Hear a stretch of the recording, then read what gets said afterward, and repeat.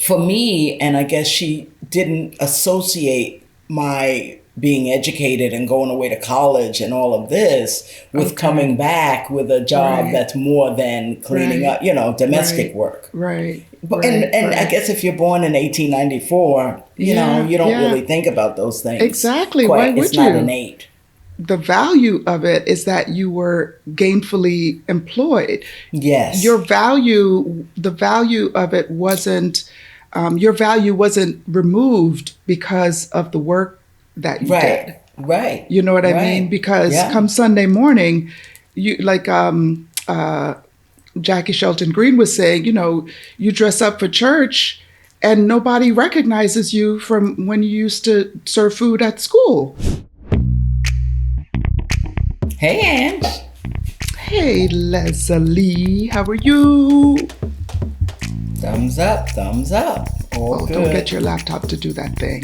I know, that's a different application. No, this one is we're on Zoom. That's a different one. Oh, okay. So I can do double thumbs up. How are you, pal? Nice to see you. I'm doing so much better. You do. You look really terrific. It's crazy. I could barely get out of bed a week ago, and now I feel 110%. Good. I do. Good. Thank you.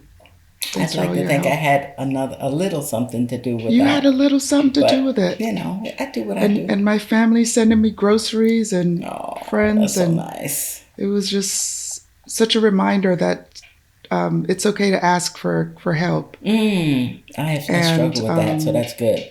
Yeah. People are ready. Welcome to another episode of Black Boomer Besties from Brooklyn. Hey, I am Angella, and that's my bestie, Leslie. We are two 60-something-year-old women. We've been besties for almost 50 years, and we invite you to think deeply and act boldly. If you are an inquisitive older woman, or if you love one, or if you want to become one, please stay with us. You'll be glad you did.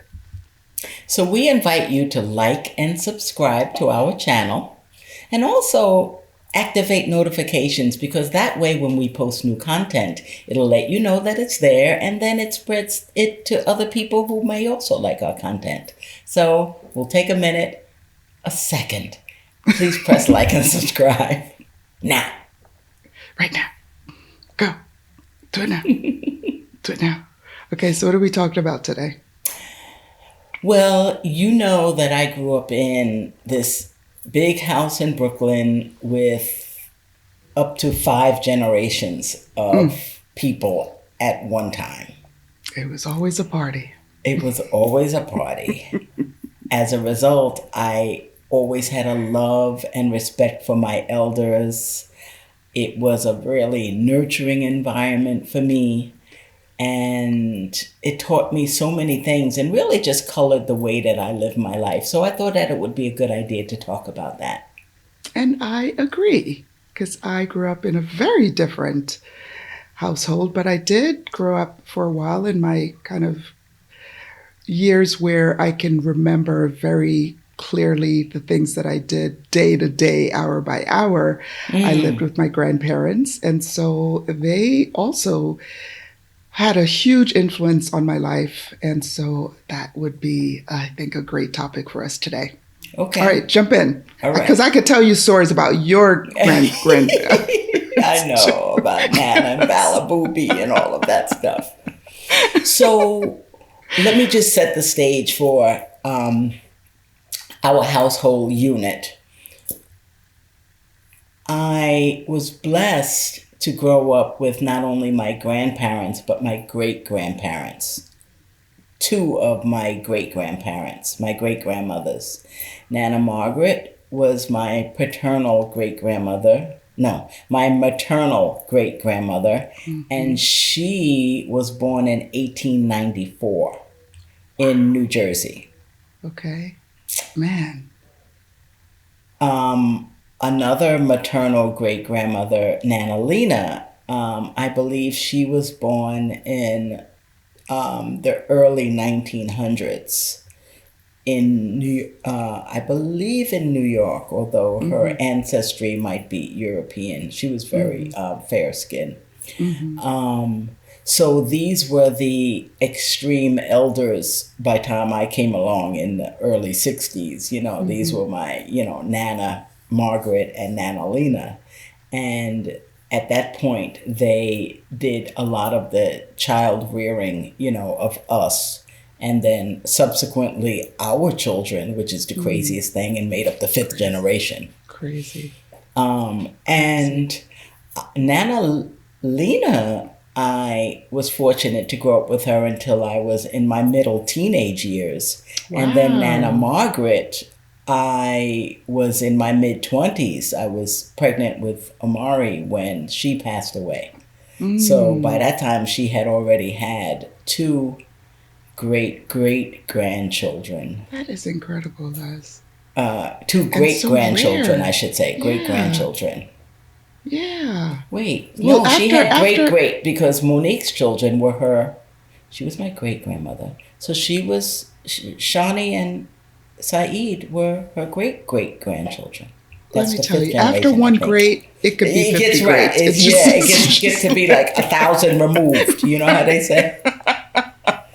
So yeah, a whole lot of good maternal nurturing in the home, great food. Yes, yes. But I'll tell you, in addition to the care that they provided to us and the support that they gave my mom, a young single parent, we supported them also. With providing a household and taking them shopping. And one of the things I remember very fondly was that every time we took Nana Margaret to a doctor's appointment, it became a family outing. Oh. So there was give us a picture of probably, that.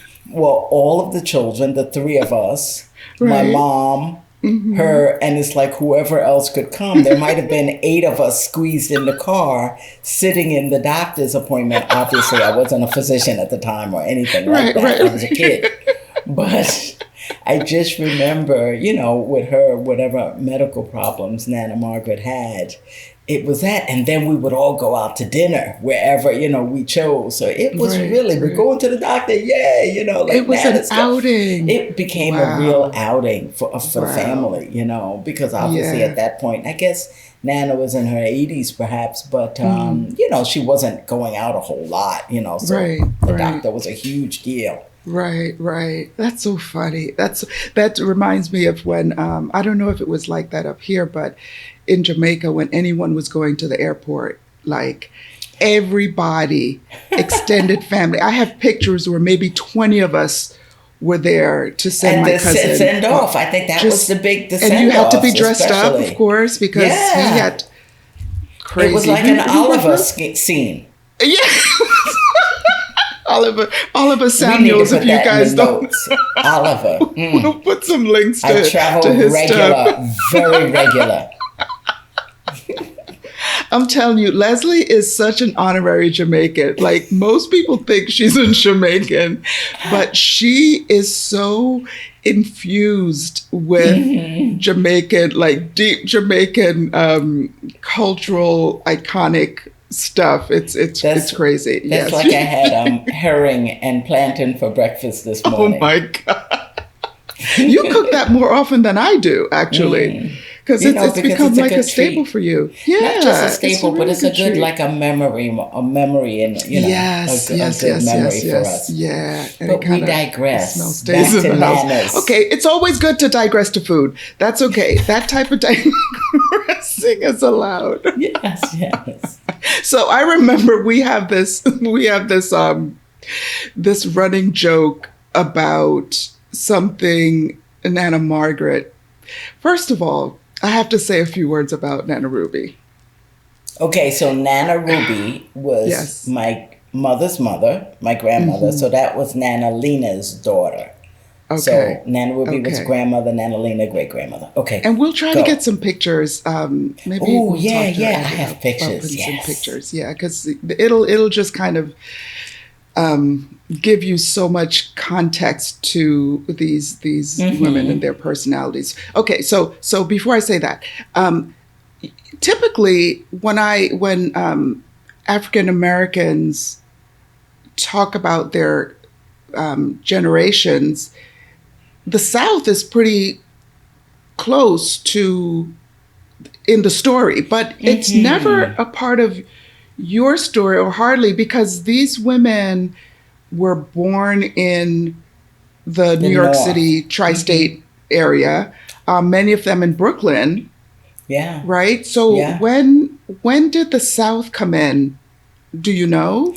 Interesting enough. So it definitely wasn't the Great Migration that... On my mother's side of the family, we don't have Southern roots, but my father's family is from South Carolina, Orange, South Carolina. And that's where the Southern part comes from, the Southern history, and likely enslaved people, and that comes in. Although, again, that's not something that's talked about very often, but my grandfather, my father's father, is one of 13 siblings. Okay. So my grandmother Cornelia, my great-grandmother Cornelia, had 13 children, one of which still lives, my Aunt Mattie Mae. And they have the Southern roots, coming from the South, and then the migration north. Right. Okay. But enslavement could have happened in the North too. You just don't know. A different type of enslavement. How about that? Or no, it's... but yeah. But okay, very good. So Nana Ruby. So I'm not sure which of whether it was Shawnee. I think maybe it was Shawnee. Maybe it was Omari who didn't know how to pronounce Nana Ruby, Shawnee. and so. So to me, she just became Balabooby because okay. And let me set the scene where that came from. Tell me that. We lived in this. My mother still is there in this beautiful brownstone in Brooklyn, and there are 4 levels plus a basement. So it's very that those brownstone townhouses, right? The real ones, not the made up ones. Yeah. And so Nana, Margaret, and Nana Ruby, they were on the upper floors, and we were on the lower floors, or whatever. So from always calling, I guess when he was a toddler, he would always hear us call, Nana Ruby! But he heard it as Balabooby! So that's what he grew up calling her. And as a result, that's what you always referred to Nana Ruby as, Balabooby. Oh my God, Balabooby! I wonder if Shawnee remembers that. I don't know. He probably it's just become family lore at this point.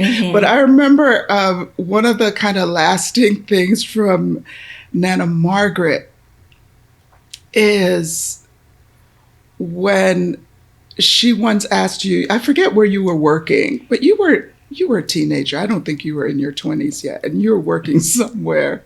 And you said, and she said, I said, you told her you were going to work. I got a new job, and I'm happy about it. I'm coming home. They hired me and whatever. So what did Nana Margaret say? She was so happy for me. She was so happy. She said, "Oh, great! What are you doing? Cleaning up the place?" And here I am with my college degree in chemistry, and you have to put it into. Nana, no, I'm not cleaning up the place.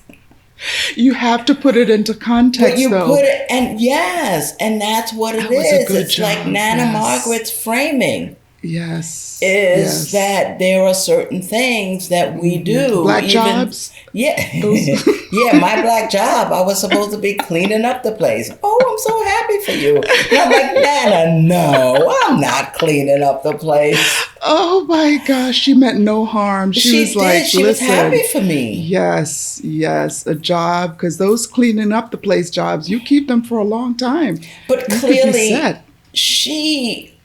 I don't really know her level of education. I'm Mm-hmm. assuming that it was probably grade school. Mm-hmm. Mm-hmm. Um, Although her son was a high school principal, Okay. so she, Okay. Mm-hmm. obviously Right. knew Right. that education was important for her Right. children. Right. Even if she didn't have Her the son, my opportunity. mother's father, but Mm-hmm. Mm-hmm. for me, and I guess she didn't associate my being educated and going away to college and all of this with Okay. coming back with a job Right. that's more than cleaning Right. up, domestic Right. work. Right. But Right. and I Right. guess if you're born in 1894, Yeah. you don't Yeah. really think about those things. Exactly. Why Quite, it's would not you? innate.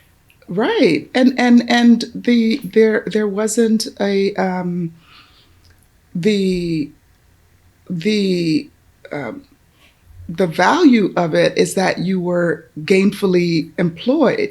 Your Yes. value, the value of it wasn't, your value wasn't removed because of the work that you did. Right. Right. You know what I mean? Right. Because Yeah. come Sunday morning, you like Jackie Shelton Green was saying, you dress up for church and nobody recognizes you from when you used to serve food at school because Right. that's your Yeah. job. That has Your your value is vocation or still your your value. Do you know what I yeah. mean? Yeah. Um, So that's that's funny. actually different than society is today. Yeah. Oh my So much gosh. of it Yes. is, well, what do we meet people, what do you do? Yeah. And then What do we you do? associate, that Exactly. with value. Like my Exactly. mom being, so proud of Mm-hmm. me and I Mm-hmm. appreciate it. But the first thing she does everywhere she goes, Yes. my daughter Yeah. is a Yeah. doctor. Yeah. She's the Yeah. doctor Yeah. and she's the Yeah. teacher. He's the Mm-hmm. musician. Mm-hmm. Mm-hmm. And first of all, why do people Mm-hmm. care? They don't. Right. They do actually. It may have felt funny to you, but It people care, and feels that's why funny she to did it. me because the way that I move in the world, Right. well, in many ways, but I have more to offer than my profession, Yep. one. And I What you know? often I'm say saying. that when I leave the hospital, I leave that behind and I enter Yeah. another being or type of Yeah. being. Yeah. But, Yeah. society being what it is what it Right. is. Right.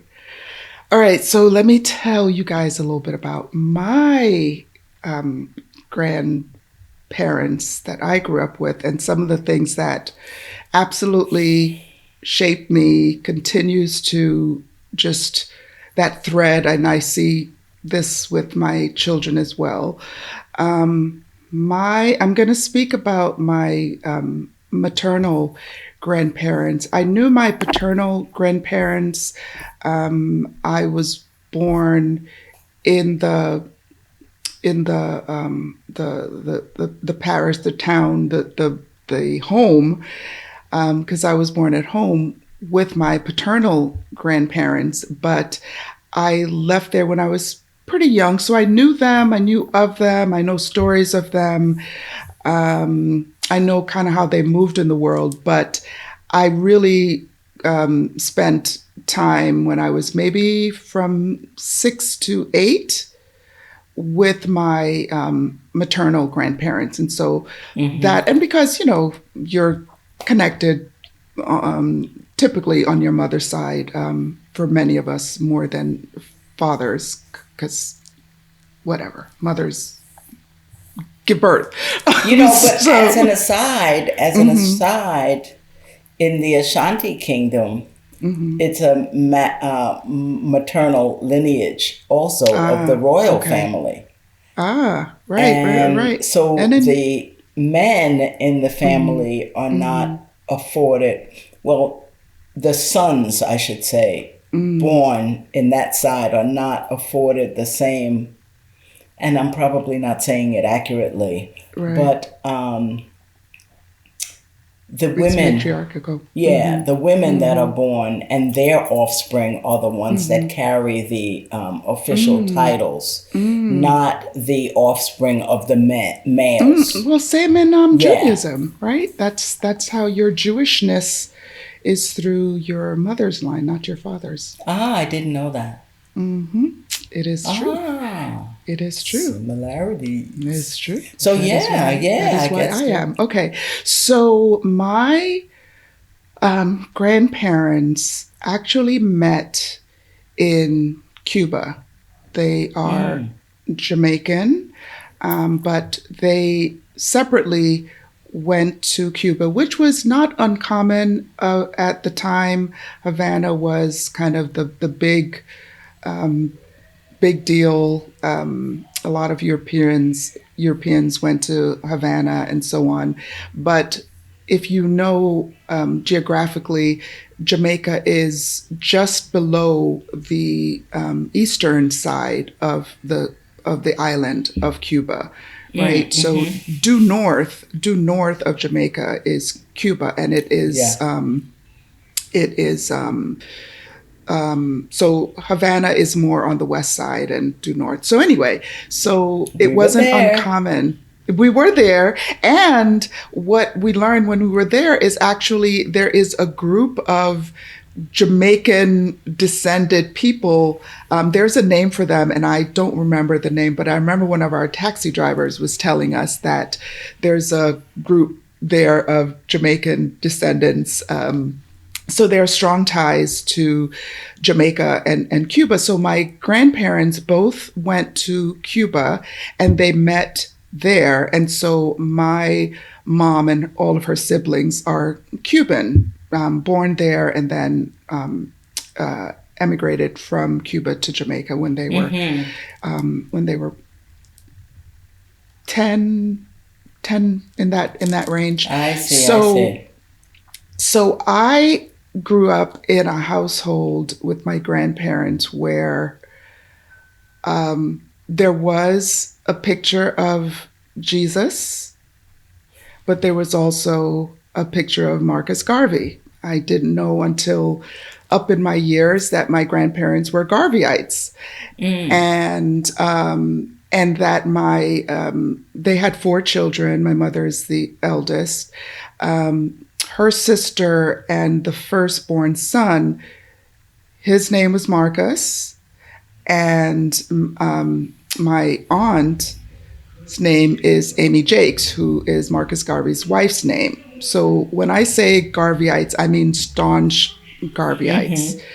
And so being political and just really active in the politics of the country when Jamaica was becoming independent in 1962, we gained our independence. I always saw my mother, by extension, and my grandparents very much involved in the politics of the day. And something that I'll always kind of, how I love listening to British movies, British stuff. It's just baked into me. I guess you're what do they call it? An Anglophile? Anglophile. In that way, I'm not a fan of, royalty and that stuff. I'm not kind of like that. But I do love... We had some discussions when Queen Elizabeth died. Yeah, we had some discussion, but I understand why people feel so tied because, that's where we looked outside of the country. We looked to this other place, because it was the center of so much of Jamaican life and all of the members of the Commonwealth. But the other thing that I remember is we had a shortwave radio. There wasn't a TV at that time, and we didn't have electricity for a while at my grandparents' home. But there was this shortwave radio, and our kind of process every day, we'd go out and, as we would say, romp outside, up and down in the gully, and there was always fruit and little pigs. I had a pet pig, the runt of the litter that we used to play with. But it was all kind of outside play.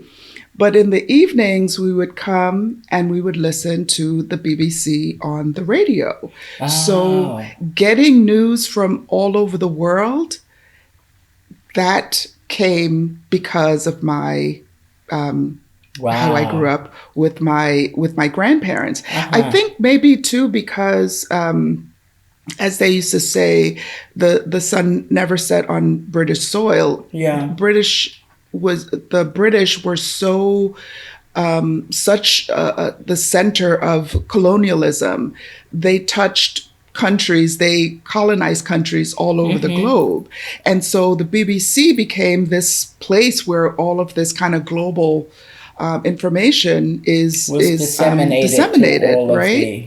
Which America is, in comparison, America is kind of insular versus the way that I grew up, kind of learning about things going on around the globe. And my interest Americans, in that. I guess, believe that we're so important we don't need to learn about the other people. Well, it's that, and it's kind of, it's a country of rebels. They left and they formed their own thing, created their own thing. Yeah. They weren't they were trying to cut away from the British, where the British were. So certainly, but definitely my interest in what was going on in the world came from my grandparents, and through them my mom, and also my grandfather was the justice of the peace. So I guess what that means in a kind of small town is any legal stuff, any political stuff, any kind of grumblings or rumors or infighting that had to be dealt with, people would come to my grandfather, and that got filtered to you all, because as my mother would say, little pigs have big ears. Let me tell you, we were in the know. We were in the know, especially my sister, just being naturally inquisitive. I know. But I was mostly just outside romping. My sister was the one kind of getting the news ready with my face. She said, Angella, come here, you gotta hear this. She knew I was very uninterested in that stuff. It was important only to the extent that it affected my life, but it just meant that we grew up in this home that was kind of a hub place, and my grandmother was not this kind of docile homemaker. She was clever, just really like intuitive. She ran the house. She wasn't a homemaker. She ran the house because, we had helpers and things like that. So, wow. And she managed the kids because we were there, my two other siblings and I, because my elder brother had already immigrated to America too. He got a scholarship to study abroad. And so it was the three of us. And so sometimes my aunts and uncles' children would come in for a time, a few months or whatever, and then they would leave. So this place became just kind of this central place where a lot of the ways that I think about the world, feeling responsible for others who are less fortunate than me, came out of that growing up. My love for coffee, because we had a lot of property, and my grandfather had fruits and vegetables and things like that. But I remember the coffee was really just for our consumption, or at least my grandparents. He grew so they would pick beans, coffee beans. Yeah, they would pick coffee, and there was a tarp on the side, the sunny side of the to dry them. To dry the coffee beans. Really, you never told me that. Yes, and then at night, while we were listening to the shortwave radio, there was a wooden hand grinder that we would use to grind the coffee for the next morning's breakfast. And so we would pass it around and grind coffee. And what nice memories. It's so great. And the smell of it, you could probably... The smell, coffee has that... Yeah. Has that kind of connection for me, right? It's not just people, how can you drink coffee so late? Coffee doesn't affect me in any way that I don't want it to. If I need it to keep me up, it doesn't. Right by you. It's always, coffee is my friend. And we weren't allowed to drink it per se when we were younger, but my grandfather always left, you put the sweetened condensed milk in the Yeah, coffee, and he would always leave the dregs of it in the for cup for the us. So, kids. And it's so funny that, because we have a coffee history also, and oh, it's a really? nice connection history because Hmm, Nana hmm. Lena, we would spend very often weekends at Nana Ruby and Nana Lena's house because that's where our church was. Oh, So we okay, would be okay. there for Sunday mornings, either Right, before or after church with the big breakfast. right, right. And that's where we would get like coffee, which is maybe like a third of a cup of coffee, and the rest of it was milk. And Ah, then we okay. would like be And you able to still drink your dip, coffee that way. and, and we would be able to dip our like bread in the coffee. Oh, And but I also, when you would tell them, what's your grandmother's name, by the way? I think we should say it out loud. Mary, Ma- Marie, we call her uh-huh. Mary Barnes, Marie Uh-huh. Barnes. Wheatley was her maiden name. So you talked about how you get your curiosity about the world from being in space with your Hmm, grandmother, hmm. but And grandfather. and your and Hmm, grandfather. hmm, Obviously, I was with my grandparents in the 60s during the civil hmm, rights era, hmm, strong hmm, time for the hmm, Black Power hmm, movement. hmm, Yet, I don't hmm. per se have a specific memory of them, being that connected to the movement Mm, and the Black Panther mm, movement and the Black Power mm, movement and things. mm, I mm. really got that Interesting. awareness from Hmm. mom Okay. and the Okay. Black Liberation Movement and the Right. connection Right. to the cultural and political side of that. I got that from Right. mom. Do you But think she what got it from them or I not think she directly? probably got it more externally. Got My it. Okay. great grandparents and Mm-hmm. grandmother, they were more into surviving, Mm. Okay. the Mm-hmm. difficult Mm-hmm. financial times of the Right. period.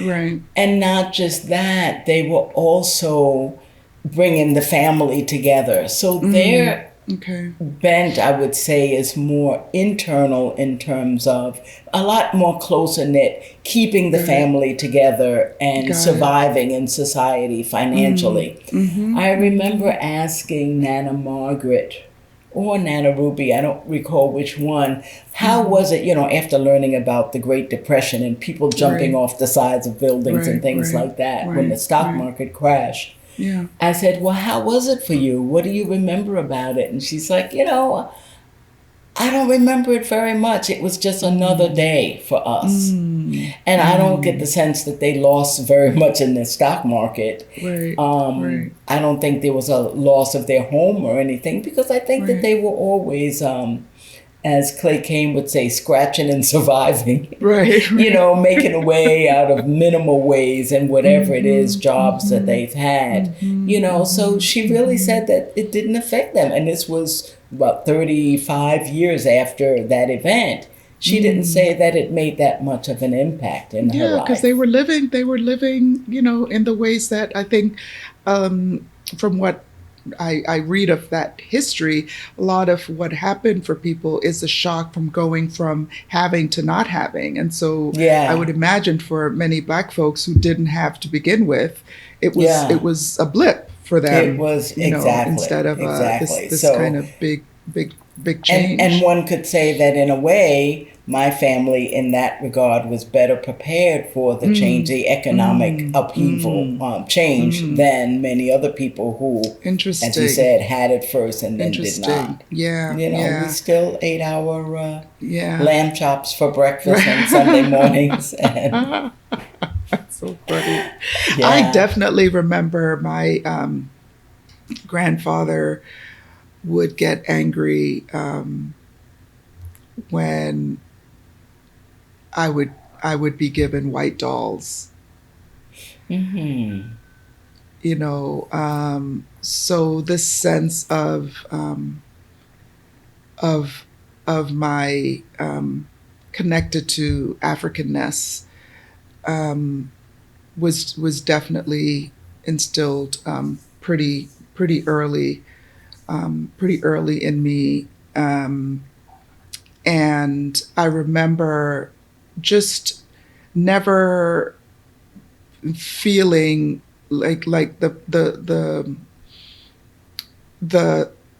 feeling less than, which especially some of the hierarchy in Jamaica, would be around the white priest, at the Catholic school, the nuns, and the nuns were often they were white, but they were also Black and Indian nuns also. But a lot of the power in the shop owners, it was either Chinese or white, Syrian, which we just call them white, and I never grew up, nor I think I could say the same for my siblings and my cousins, feeling inferior to anyone, which I think comes from my grandparents. My grandfather, he actually was involved in some labor activities in Cuba, which at the time, this was pre the revolution, the Castro Revolution, and so he was always into the rights of the people, and so I think that I don't know. I just as I think about the parts of who I am that really define me, in thinking about it more deeply in preparation for this conversation, a lot of that came from my grandfather and my grandmother, and again through them to my mother. But yeah, this is what life was like for little Angella until I came here in the 80s. So we're just coming into Brooklyn, into Bed-Stuy, and kind of the young, gifted, and Black, and say it loud, I'm Black and I'm proud. I mean, it just fed my soul. It just fed my soul. You're like, I'm ready. I'm here for it. I'm here for it. Bring it. And for me, with this background that I would say I got from my grand and great grandparents, how important family was, and connection and the rituals of the family, the church going and the Nana Ruby was celebrated everybody's birthday, no matter how small or what little time. I mean, here we are busy adults with kids and this and that and jobs. If it was any family member's birthday, we had to go to, the house to have the birthday cake. And then if in 30 minutes, if we had to leave, we could leave. But every had to show celebration, birthday, holiday, Thanksgiving, Nana Ruby made it a big deal. That's a beautiful thing. That's to bring us together. That's a beautiful thing. We didn't have that tradition at all. I mean, our family was pretty splintered, and that's one thing that the tradition of family reunions that is so strong in the Black American community. We don't have that coming from the Caribbean. It's not a part of our tradition. And so you guys, all the generations come together, and then, the color coordinated and the planning years in advance and all of that stuff. I think it's so beautiful. It's so beautiful. Wow. So, okay. So the next part of this is as we think about the legacy of our foremothers and forefathers in our lives. What do you want to say about our legacy for those who come after us? And this is not an invitation to get on your son about making your grandmother. Do not pivot there. I will not go there with you. But yes. But what do you think about? There's so many things. I almost feel like you put me on the spot. Thanks, Pal. Oh, sorry. Well, let's go. There's so many things that I want to impart to my boys or to my nephews or to my loved ones. I too want to show by example. And I think it's easier to emulate behaviors rather than words. Right. So, True. when I made the decision to change careers in my 30s and go to medical school, I think the one of the lessons or that people may get from that is one, it's never too late Right. to start living your dream, but also that it's that dreaming is and reaching is possible. Yeah. And, I say while you have life, especially as a Christian, I believe that we have such power that He has given us that we don't often utilize. Yeah. That when you make the effort, He meets you, if it's His will. So, in that regard, I certainly want to be an example to those people behind me that, Yeah. Mom or Auntie Leslie, she really was a go-getter. Yeah. Yeah, but family is also very important. The other Yeah. thing is that I want to leave a legacy of supporting people around me and loved ones. I mean, that's my love language, a giving. Yeah. And being there for people in need and things like that. I think that's why I am blessed to be a healer, both in my Right. professional life and, Right. privately. I think that people recognize that I have an ear and a heart for that sort of thing. Yeah. So Yeah. if that's something that the generations after me can remember me for, I'd appreciate it.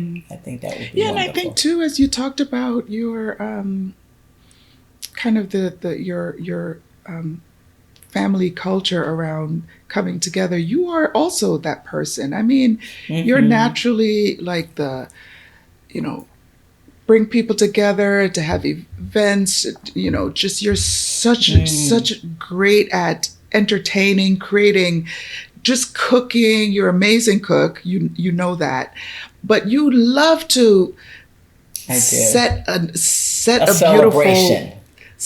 yeah, just whatever, you're serving platters, or or the way that you would set up outside, or just you always have this way, and this is wherever you are, even in your vacation home, you have this way of presenting these inviting spaces for people. And as you have said it now, I realize that is a part of the legacy of your foremothers that makes you this way, because it's so natural. It's so funny natural that for you you. mentioned the vacation home, because I'm here now at my vacation home, and you guys might hear some workers here because they are now enhancing the entertainment space in my yard to create a more of a gathering nook for for the This is what you do. So you're on vacation, and you're I'm doing this on vacation. Because I can. Yeah, because and that's what warms my heart to do that. Yeah. So what about you? What do you want? Oh my gosh! The used to be little, now big people to know about you. Because all your nieces and nephews, they're all like, wow. Really. And children, it's like they're not kids anymore. They're all adulting and all of that stuff. They're all adulting. It's still hard for me to think about, because I have nieces who are the closest one is I was 12 when she was born, and 14 for the other one. My eldest brother's 2 daughters, so they're kind of like the in between generation, and they have children who are one of them is in college, and the others are coming along. So I what I'm hearing in terms of my legacy, it is not being afraid to do something different, to try something new, to go outside of the boundaries, to color outside of the lines. And this is in so many different aspects of my life. They've not all been positive experiences. I'm going to say that. But what is consistent about the way that I live, and increasingly so, is to